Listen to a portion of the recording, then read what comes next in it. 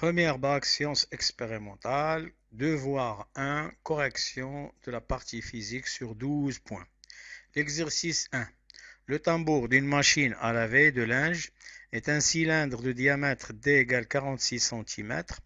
Au moment de l'essorage, le tambour effectue autour de son axe de rotation 800 tours par minute.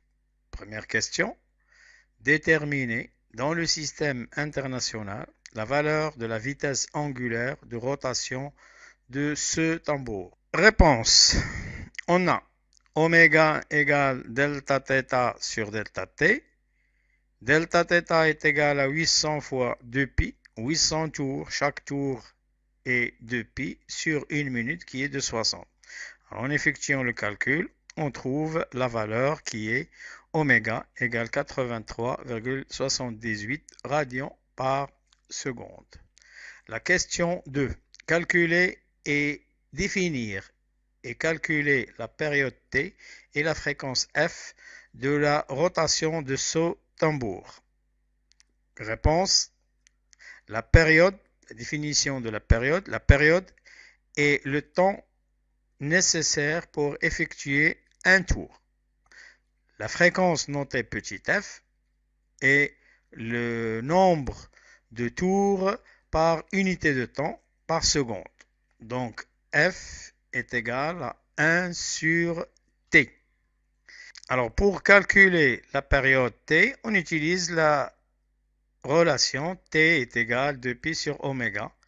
T égale 2π sur oméga qui est déjà calculé, qui est égal à 83,78. Donc 2π sur 83,78, ça nous donne 7,5 10 puissance moins 2. La fréquence. Alors la fréquence, c'est l'inverse de la période. F est égal à 1 sur T. Est égal à 1 sur 7,5 10 puissance moins 2. Ce qui donne 13,33 Hz. La question 3. Et donner la relation entre l'abscisse curviligne et l'abscisse angulaire et la relation entre vitesse angulaire et vitesse linéaire. La réponse est l'abscisse curviligne S en mètres est égale au rayon de la trajectoire en mètres fois θ qui est l'abscisse angulaire et θ doit être en radians. La vitesse linéaire V en mètres par seconde est égale au rayon R de la trajectoire en mètres fois la vitesse angulaire en radians par seconde. La question 4. Une goutte d'eau s'échappe du contour du cylindre pendant son mouvement de rotation. Petit a, calculer la valeur de la vitesse linéaire de cette goutte d'eau. Petit b, calculer l'abscisse angulaire et l'abscisse curviligne d'un point M situé sur la circonférence du tambour lorsqu'elle effectue 5 tours complets. La réponse. On a la vitesse linéaire est égale à R fois oméga. R, c'est le diamètre sur 2, donc V est égal à D sur 2 fois oméga. Par application numérique, on trouve V égale 46 10 puissance moins 2. 10 puissance moins 2 pour convertir le centimètre en mètre, sur 2 fois 83,78. Avec les calculettes, on va trouver la valeur V égale 19,3 mètres par seconde. La question B. Calculer l'abscisse angulaire et l'abscisse curviligne d'un point M situé à la circonférence du tambour lorsqu'elle effectue 5 tours. Réponse.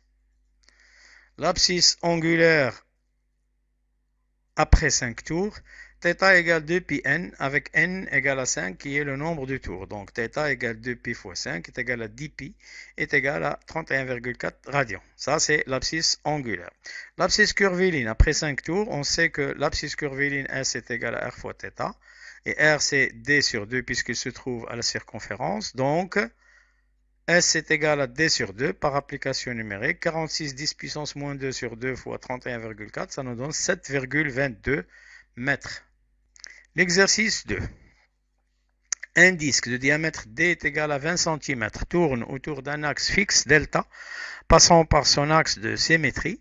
Le graphe ci-dessous montre les variations des abscisses angulaires du disque en fonction du temps. Diagramme des espaces angulaires.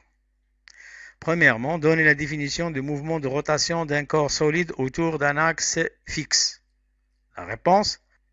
Un corps est en mouvement de rotation autour d'un axe fixe si tous les points effectuent un mouvement circulaire autour de cet axe. Deuxième question. Quelle est la nature du mouvement du disque justifié? Réponse. On constate que le diagramme des espaces angulaires est une droite, donc θ est une fonction, θ est égal à 4t plus b. Donc, dθ sur dt est égal à constante, dθ sur dt c'est oméga. Donc, la vitesse angulaire est constante et chaque point effectue un mouvement circulaire. Donc, le disque effectue un mouvement de rotation uniforme. dt3, la question 3. Déterminer la valeur de la vitesse angulaire et l'abscisse angulaire à t égale 0. Alors, pour déterminer la valeur de la vitesse angulaire, il suffit de calculer le coefficient directeur de cette droite. Donc, graphiquement, la vitesse angulaire est le coefficient directeur de la droite. Donc, oméga égale θ2 moins θ1 sur t2 moins t1. Alors, on regarde la courbe et on prend ce point-là comme 1 et ce point-là comme 2. Alors, qu'est-ce qu'on va constater? On va constater que θ2 est égal à 25 et θ1 est égal à 5, t2 est égal à 10 secondes et t1 égale 0. En remplaçant, dans cette relation, on trouve 25 moins 5 sur 10 moins 2 qui est égal à 2 radians par seconde. Pour θ0 à t égale 0, on regarde sur la courbe, on trouve que θ0 à t égale 0, θ0 est égal à 5 radians. Donc, θ0 est égal à 5 radians. Quatrième question, écrire l'équation horaire θ est égal à f de t du mouvement du disque. Réponse. Le mouvement est rotation uniforme, donc l'équation horaire, elle est de la forme θ de t est égal à oméga t plus θ0. Alors, on a trouvé avant que oméga égale à 2 et θ0 égale à 5, donc l'équation horaire devient celle-ci, c'est-à-dire θ de t est égal à 2t plus 5 dans le système international, c'est-à-dire que t doit être en secondes pour avoir θ en radians. Cinquième question, trouver l'équation horaire S égale f de t. Réponse, on a S est égal à rθ.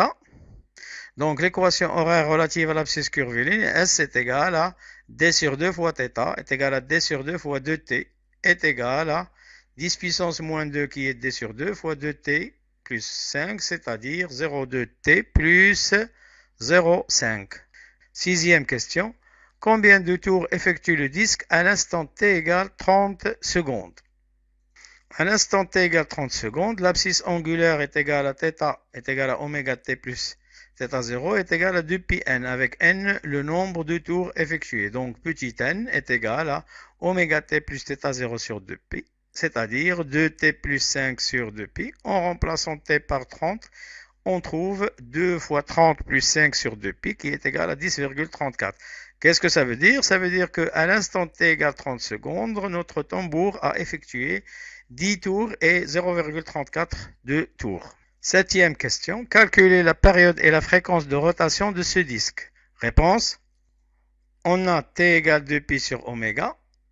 Et puisque oméga égale à 2, donc 2π sur 2 égale à π qui est égal à 3,14 secondes. La fréquence est l'inverse de la période, donc c'est 1 sur t, c'est 1 sur 3,14, qui est égal à 0,32 Hz.